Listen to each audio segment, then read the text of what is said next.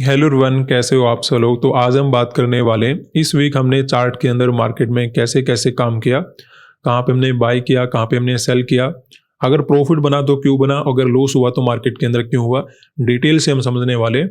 जब हम चार्ट को देखते हैं तो अपना फोकस रहता है कि मार्केट ने कैसा कैंडल बनाया, कैसा मार्केट के अंदर मोमेंटम चल रहा है, और सबसे इंपॉर्टेंट रहता है कि मार्केट में कैसा साइकोलॉजी बना हुआ है, उसके अकॉर्डिंग अपना ट्रेडिंग का डिसीजन बनता है।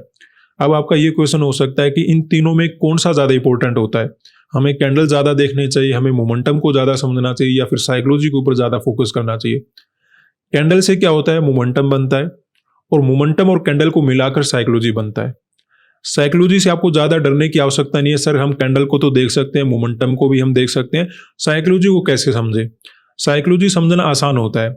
अगर आप मोमेंटम को देख रहे हो, कैंडल को देख रहे हो, तो उसमें आपका कैसा ऑब्जर्वेशन बन रहा है, वही तो साइकोलॉजी होता है। जैसे आप इस चार्ट को देख रहे हो तो आपको एक ही नज़र में क्या नजर आ रहा है कि जो यहाँ पे सेल करके बैठा होगा, जिसने यहाँ पे पुट बाय किया होगा या फिर बैंक निफ्टी को शॉर्ट किया होगा फ्यूचर वगैरह में, तो वो क्या होगा, मार्केट के अंदर अच्छे प्रॉफिट में आ गया होगा। अब अच्छे प्रॉफिट में क्यों आ गया होगा, क्योंकि मार्केट ने काफी अच्छा डाउनसाइड का मोमेंटम दिया होगा।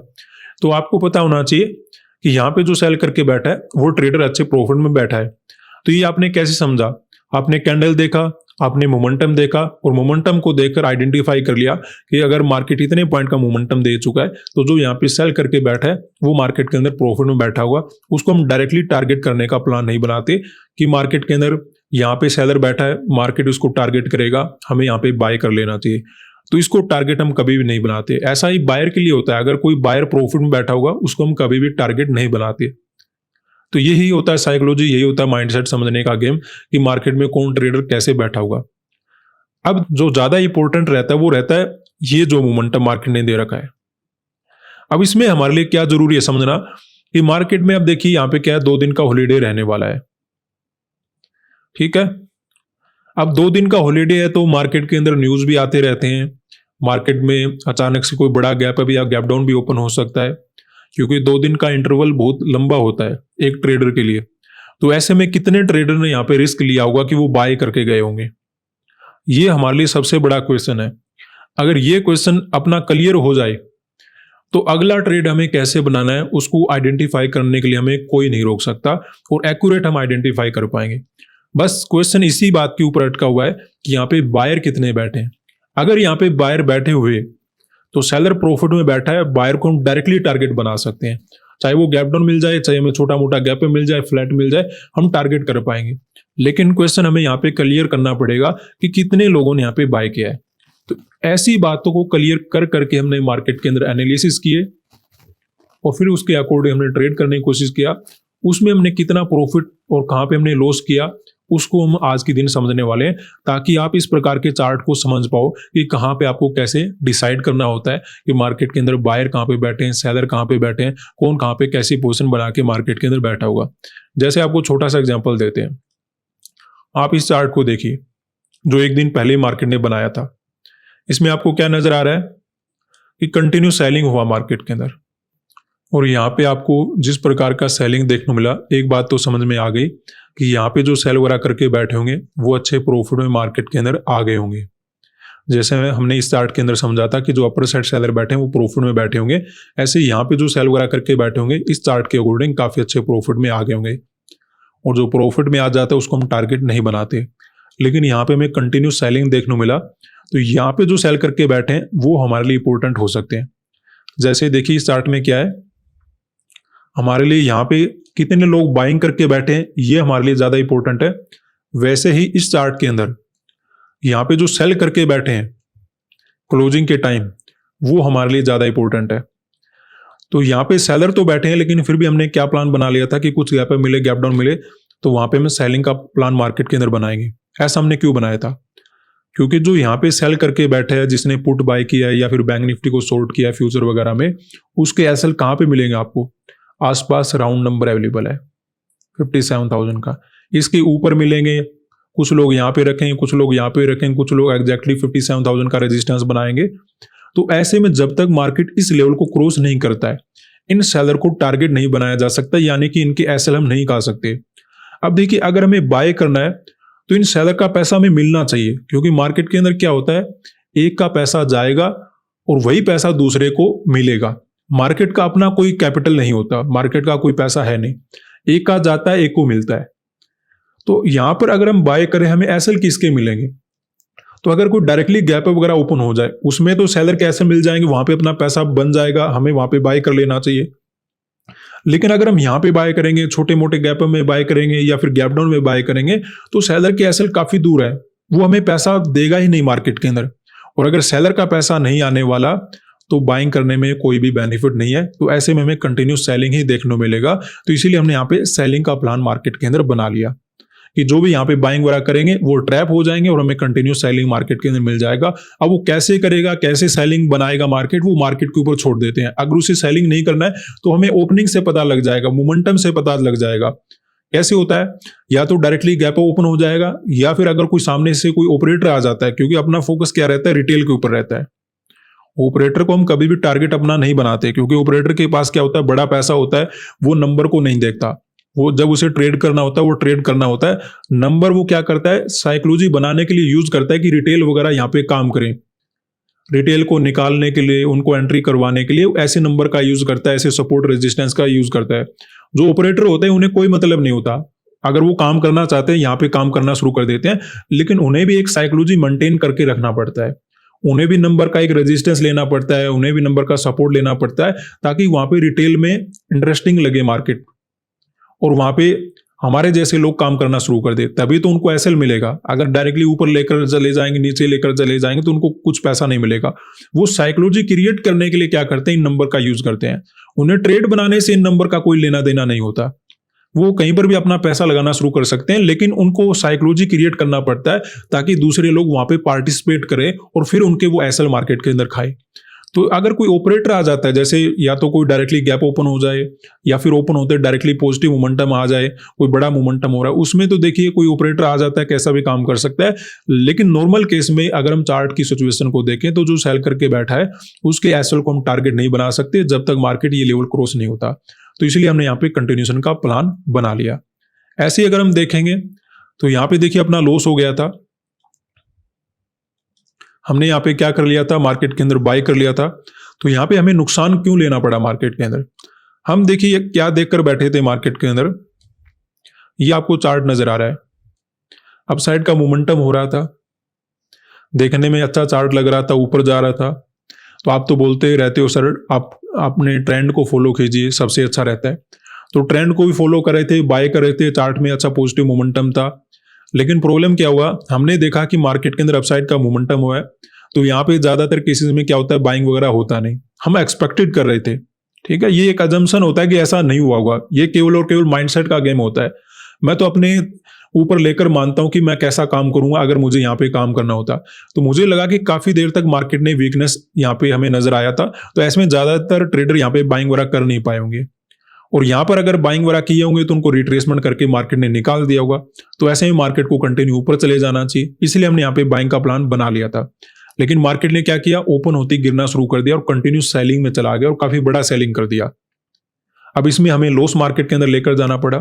तो यहाँ पे लॉस होने का कारण क्या था, एक तो देखिए यहाँ पे जिस प्रकार का मोमेंटम था, बायर अवेलेबल हो सकते थे, और कभी कभी ट्रेडर की क्या हैबिट होती है, देखिए यहाँ पे एग्जैक्टली आपको 57,000 का सपोर्ट ले रहा था बार बार मार्केट, तो यहाँ पे बायर आना शुरू हो जाते हैं। मैं तो वैसे देख रहा था ओवरऑल मोमेंटम को कि नेगेटिव मोमेंटम है, इतने जल्दी ट्रेडर में भी नहीं आए होंगे। लेकिन क्या होता है, ऐसे मोमेंटम को देखकर कभी कभी बायर वहां पे घुसना शुरू कर देते हैं, और यहां पर भी अगर बायर आए होंगे छोटे मोटे रिट्रेसमेंट में मे भी नहीं निकले होंगे। लेकिन मैं एक्सपेक्टेड कर रहा था कि यहाँ पे रिट्रेसमेंट हो गया होगा, क्योंकि जल्दबाजी के कारण उसने बाय किया होगा, रिट्रेसमेंट में निकल गया होगा, यहाँ पे रिटेल वगैरह में ज्यादा पोजीशन बना नहीं होगा, तो मार्केट ऊपर चला जाएगा। लेकिन ऐसा ना करके मार्केट कहीं ना कहीं दोबारा से नीचे चलना शुरू कर दिया, क्योंकि एक तो ये सपोर्ट बार बार लेकर मार्केट ऊपर गया था, तो हो सकता है यहाँ पे बायर ने पोजीशन बनाना शुरू कर दिया होगा। स्पेशली रिटेल में ऑपरेटर का कोई लेना देना नहीं होता, ऑपरेटर को हम टारगेट बनाते भी नहीं। अगर यहाँ पे ऑपरेटर बैठा भी होता उसको मैं टारगेट नहीं बनाता, मैं तो उसके अकॉर्डिंग ट्रेड लेता हूँ। लेकिन यहाँ पे मुझे लगा कि रिटेल वगैरह पोजीशन बना नहीं होगा, लेकिन जिस प्रकार का यहाँ पे सपोर्ट वगैरह लेकर ऊपर जा रहा था, तो ऐसे में हो सकता है रिटेल वगैरह में भी पोजीशन बना लिया था। और उसके बाद जिस प्रकार का सेलिंग हुआ, तो कभी कभी क्या होता है कि यहाँ पर भी ऑपरेटर बैठा है, सामने से भी बड़ा ऑपरेटर आ जाता है, क्योंकि जो बड़ी क्वांटिटी में काम करते हैं उनके सामने भी बड़ी क्वांटिटी में काम करने वाले होते हैं।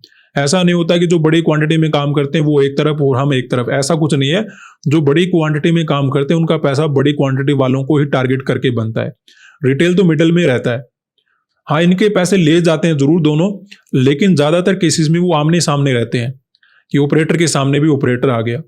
तो हमें देखना होता है कौन किसके ऊपर ज्यादा पैसा लगा रहा है। तो जहां पे लॉस हुआ, एक ऑपरेटर की जो पोजीशन अवेलेबल नजर आ रही थी कि मार्केट ने टर्निंग पॉइंट लिया, यहाँ पे ऑपरेटर वगैरह हो सकता है, उसके बाद अगर नीचे चला गया तो हम लॉस वगैरह लेकर चले गए कि ठीक है मार्केट नेगेटिव हो गया। उसके अकॉर्डिंग हम अगले दिन डायरेक्शन को और भी अच्छे से डिसाइड कर पाए। हमें क्लियर हो गया कि बाई चांस अगर सेलर बैठे, एसएल भी दूर है और ऑपरेटर का भी हमें हेल्प मिल रहा है, तो मार्केट ओवरऑल गिर जाना चाहिए। और मार्केट ने उसके अकॉर्डिंग काफी अच्छा मोमेंटम भी दिया, तो ये हेल्प हो जाती है।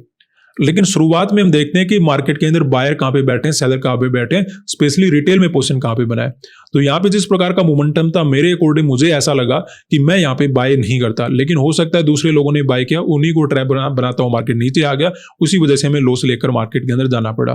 तो जब हम एसएल हंटिंग के अकॉर्डिंग काम करते हैं, जब हम साइकोलॉजी को समझने की कोशिश करते हैं, तो हम हो सकते हैं गलत हो जाएं। यहाँ पे गलत हुए, अगले दिन भी गलत हो जाएं, यहाँ पर भी गलत हो सकते हैं, पूरा वीक खराब हो सकता है, पूरा मंथ खराब हो सकता है। वो डिपेंड करता है हम मार्केट के अंदर ऑब्जर्वेशन कैसे करें। जितनी हमारी ऑब्जर्वेशन सही होंगी उतना ही हम सही होंगे। हो सकता है लगातार हम एक महीने प्रॉफिट में रहें, एक वीक में एक भी लॉस ना हो। डिपेंड करता है हमने मार्केट में ऑब्जर्वेशन अपना कैसा किया, केवल और केवल उसके ऊपर डिपेंड करता है। हमें क्या करना है, कैंडल को देखना है, मोमेंटम को देखना है और उसके अकॉर्डिंग एक माइंडसेट बनाना है कि हम क्या करते अगर मार्केट के अंदर हमें यहाँ पे काम करना होता। उसके अकॉर्डिंग आपको डिसीजन लेना है। जैसे हमने यहां पे समझ रखा था, अगर आप एक दिन पीछे जाओगे तो हमें क्या नजर आ रहा था कि मार्केट के अंदर पॉजिटिव मोमेंटम हुआ। उसके बाद यहां पर अगर कोई बाय वगैरह करने के लिए आया होगा तो 57,000 का नंबर था, उन ट्रेडर को ब्रेकडाउन वगैरह करके मार्केट ने निकाल दिया, एक ठीक ठाक रिट्रेसमेंट हो चुका है। तो ऐसे ही मार्केट को ऊपर ही जाना चाहिए। हमने अगले दिन बाय किया, लॉस वगैरह तो नजर आया, लेकिन नेट में हम प्रॉफिट मार्केट के अंदर बना पाए, कोई बड़ा लॉस हमें देखने को नहीं मिला। तो यहाँ पर काफी अच्छा रहा, अपना प्रॉफिट अगले दिन आराम से बन गया, क्योंकि यहाँ पे हमने साइकोलॉजी को सही से समझ लिया था कि जो भी यहाँ पे बायर आ रहे थे, यहाँ पर अगर किसी ने बाय किया होगा, यहाँ पर भी अगर किसी ने बाय किया होगा, तो जब क्लोजिंग के टाइम ब्रेकडाउन किया होगा 57,000 के नंबर का, तो वो निकल गए होंगे। मैं आपको क्या कहता हूं, हम यहाँ पे ऐसा नहीं समझते कि ऑपरेटर बैठे होंगे, ऑपरेटर ने ये किया होगा। ऑपरेटर ने ये इसलिए किया ताकि रिटेल का साइकोलॉजी चेंज हो जाए, रिटेल मार्केट से भाग जाए, फिर वो मोमेंटम करे और दूसरे लोग यहाँ पे सेल वगैरह कर ले, फिर मार्केट के अंदर अच्छा मोमेंटम निकले। तो यहाँ पे क्या करता है ऑपरेटर, इन नंबर से क्या करता है, आपकी साइकोलॉजी को चेंज करने की कोशिश करता है। अब देखिए, हो सकता है आपने भी यहाँ पे बाय किया हो, लेकिन ब्रेकडाउन के बाद आप निकल गए होंगे। अगर नहीं निकलती तो अगले दिन बड़ा मोमेंटम कैप्चर करते आप, गैप अप भी आपको मिल जाता। लेकिन क्या होता है, ऑपरेटर आपको बेनिफिट उठाने नहीं देता। अगर आपको यहाँ पे बेनिफिट उठाने का मौका मिल जाए तो अगले दिन ट्रेड कौन करेगा? वो चाहता है कि आपका यहाँ पे कुछ लॉस हो जाए और अगले दिन आप फिर से ट्राई करो, फिर से आपको वो ट्रैप करे। इसीलिए आपकी वो बार बार साइकोलॉजी चेंज करता है कि मार्केट गिर रहा है। तो यहाँ पे हमने एक ही बात को समझा था कि जो बायर आ रहे थे उनको रिट्रेसमेंट करके निकाल दिया, तो अगले दिन अपसाइड का मोमेंटम होना चाहिए, और वैसा ही कुछ हमें मोमेंटम देखने को मिला। थोड़ा बहुत मार्केट ने परेशानी तो किया, लेकिन नेट में अपसाइड का मोमेंटम हम कैप्चर कर पाए और अच्छा प्रॉफिट बनाने का मौका मिला। अब इसमें ऐसा हो सकता था छोटा मोटा कैंडल और निकल जाता मार्केट के अंदर, तो वहां पे मे भी हमें नुकसान लेना पड़ता, क्योंकि देखिए लाखों करोड़ों का मार्केट है। इसमें एक दो कैंडल और बन जाते, कोई बड़ी बात नहीं होती, हमें इंट्राडे में लॉस लेकर जाना पड़ सकता था। तो ये एक प्रोबेबिलिटी होती है कि जिस दिन पैसा बनेगा उस दिन अच्छा बनेगा, जिस दिन लॉस होगा उस दिन लॉस लेकर चले जाएंगे। इसीलिए मैं आपको बोलता हूं, ये कभी भी मत मानना कि मेरा 100% प्रॉफिट ही होगा, लॉस भी हो सकता है। लॉस होगा जिस दिन हम क्विकली निकल जाएंगे, जिस दिन प्रॉफिट होगा बड़ा करने की कोशिश करेंगे। यही आपका डिसिप्लिन है और इसी चीज को आपको फॉलो करना है। उससे अगर हम एक दिन पीछे जाएं तो हमने यहाँ पे क्या देखा था कि मार्केट के अंदर क्या हो चुका है, ये जो चार्ट बना था, हमें सेलिंग का मोमेंटम नजर आ रहा है। हालांकि इसमें रिट्रेसमेंट वगैरह हो चुका है, लेकिन जिस प्रकार का नेगेटिविटी हमें बनता हुआ नजर आ रहा था, आप केवल इस चार्ट को मत देखो, आप यहां से देखते आओ इस चार्ट को कि मार्केट के अंदर कंटिन्यू सेलिंग हो रहा है। तो ऐसे में जो यहाँ पे सेल करके गया होगा ना मार्केट के अंदर, जिसने यहाँ पे सेल वगैरह किया होगा, छोटे मोटे रिट्रेसमेंट में निकला नहीं होगा। और दूसरा हमें यहाँ पे क्या नजर आ रहा था कि जिस प्रकार का टर्निंग पॉइंट मार्केट ने लिया है, हमारे अकॉर्डिंग यहाँ पे कोई अच्छा ट्रेडर बैठा हो सकता है। तो सेलर यहाँ पे बैठे होंगे और कोई अच्छा ट्रेडर बैठा होगा, क्योंकि मार्केट जब भी टर्निंग पॉइंट लेता है, कोई भी देखिए जैसे ऊपर जा रहा है मार्केट, यहाँ से घूम गया तो कोई अच्छा ट्रेडर ही घुमाता है, हमारे जैसे लोगों से नहीं होता कि काफी लोग रिटेल में मिल गए और उन्होंने मार्केट को गिरा दिया। ऐसा कभी भी आपको देखने को नहीं मिलेगा। एक साथ जो पैसा लगाता है ना मार्केट के अंदर, और जिसके पास बड़ा कैपिटल होता है, पैसा देखिए रिटेल के पास भी बहुत है, लेकिन उनका पैसा एक साथ नहीं लगता। कभी कोई बाय कर रहा है, कभी कोई सेल कर रहा है, कभी किसी का ऐसे लेट हो गया, कभी कोई भाग गया, किसी का प्रॉफिट जल्दी बुक करके निकल गया। इस वजह से हमारी एकता बन नहीं पाती। लेकिन जो ऑपरेटर होता है उसके पास बड़ा पैसा होता है, वो मार्केट को क्या कर सकता है, अचानक से पैसा लगाकर उसका यूज कर सकता है मोमेंटम देने के लिए। लेकिन रिटेल के पास पैसा बहुत है लेकिन एक साथ नहीं लगता। तो इसलिए जिस प्रकार के टर्निंग पॉइंट होते हैं वहां पे ऑपरेटर वगैरह नॉर्मली बैठे रहते हैं। तो इसी बात को हमने समझा कि यहाँ पे जिस प्रकार का टर्निंग पॉइंट मार्केट ने लिया है, कोई अच्छा ट्रेडर बैठा होगा जो यहाँ पे सेल वगैरह करके बैठे होंगे, छोटे मोटे रिट्रेसमेंट में नहीं निकले होंगे। क्यों नहीं निकले होंगे? क्योंकि जिस प्रकार का आपको डाउनसाइड का मोमेंटम नजर आ रहा लगातार, सेलर को कॉन्फिडेंस आ जाता है। और ये पता कैसे लगता है, कैसे हम इस माइंडसेट को, इस साइकोलॉजी को समझ पाते हैं, अपने ऊपर लेकर। अब देखिए, मैं देख रहा हूं कि चार्ट काफी दिनों से गिरा है। अगर मैं यहाँ पे पुट का ट्रेड बना लूंगा तो ऐसे रिट्रेसमेंट से थोड़ी निकलूंगा। मैं एक यहाँ पे बड़ा मोमेंटम कैप्चर करना चाहता था, मार्केट पहले ही घूम गया। और इस दिन तो क्या था, अगर आप ये देखोगे, अगर आप यहाँ पे मोमेंटम देख रहे हो बैंक निफ्टी का, अगर आप इसी दिन मोमेंटम देखोगे, ये मंडे वाला चार्ट है ना, निफ्टी का मोमेंटम देखना मंडे का, कितना तेजी से मार्केट नीचे जाने की कोशिश कर रहा था। यहाँ पे आपको लगातार सेलिंग नजर आ रहा है। उससे पहले जाओगे वहां पर भी कंटिन्यू सेलिंग नजर आ रहा था। इसी तरह से अगर आप सेंसेक्स के चार्ट को देखोगे तो ये आपका मंडे वाला चार्ट है, उससे पहले आप चार्ट देखिए कितना तेजी से गिरा है। तो सेंसेक्स और निफ्टी का चार्ट भी काफी ज्यादा नेगेटिव था। तो ऐसे में यहाँ पे जो सेल वगैरह करके बैठे ना, वो निफ्टी को भी देख रहे हैं, वो अपना सेंसेक्स को भी देख रहे हैं और ओवरऑल बैंक निफ्टी को भी देख रहे हैं। तो काफी ज्यादा नेगेटिव जब चार्ट होता है तो सेलर छोटे मोटे रिट्रेसमेंट से भागता नहीं। अब यही क्वेश्चन यहाँ पर भी होता है। देखिए यहाँ पर काफी अच्छा सेलिंग है, तो यहाँ पे सेलर बैठा है, वैसे तो ये अच्छे प्रॉफिट में आ गया, वो प्रॉफिट वाला ट्रेडर फिर भी भाग जाता है रिट्रेसमेंट वगैरह को देखकर। अदरवाइज अगर यहाँ पे कोई सेल वगैरह करके बैठा है, ऐसे मोमेंटम में निकलता नहीं, क्योंकि मार्केट बहुत ज्यादा नेगेटिव नजर आ रहा है। तो बैठा रहेगा वो कि मार्केट के अंदर बड़ा मोमेंटम कैप्चर करेंगे, निकलने की क्या हो सकता है।